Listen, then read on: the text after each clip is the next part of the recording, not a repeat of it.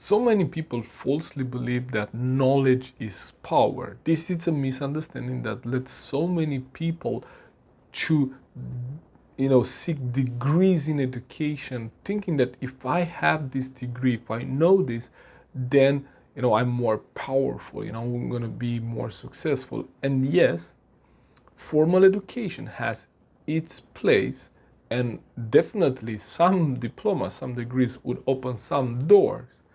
But at the end of the day, the formal education only teaches us what to think. They don't teach us how to think. And the difference being that when we taught what to think, we're given information. We are poured into information, right? We do this all the time with our children. We pour information into them with the hope that somewhere in the future, when they need that information, they will be able to remember it and repeat it. But informal education, what we call to be personal development and personal growth, has to do with learning how to think. We don't need to be told what to think. We need to learn how to think. And there is no education system that teaches us how to think.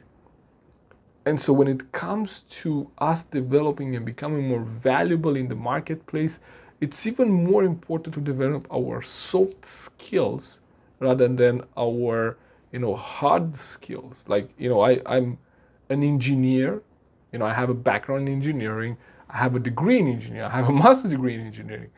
But that is not what led me here. What led me here is me developing my soft skills.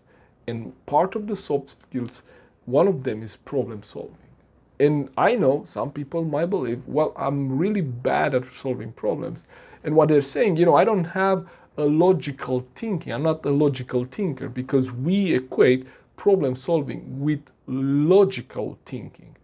But in reality, we each solve problems differently. And we each have our learning models of achievement, and we use those models in the past when we solve problems. So based on our personality style, we might be a creative problem solver.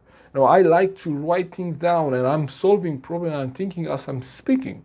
Some other people are more organized. They want to put things on paper. They want to create a mind map to look at things.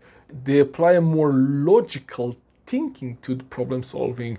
Others, they want to evolve other people, and they solve problems better when they work in a team setup. Some people like to give directions, and they want to point out, this is the direction where we want to go, and this is kind of where the solution lies. And so each of these different styles bring a different perspective to the table, and each of them can solve problems very, very well. The challenge is that we never taught how to identify what is our problem-solving model, how did we develop that, what are the elements of that model, how can we change it if we don't like it, how can we improve it, and how can we apply it in other areas of our lives. And if you're curious about that, and if you never heard about how to identify your problem-solving model, join me on the masterclass on August 9th, when I'm going to share with you exactly that and much more on how can you become a better problem solver. I hope you join us.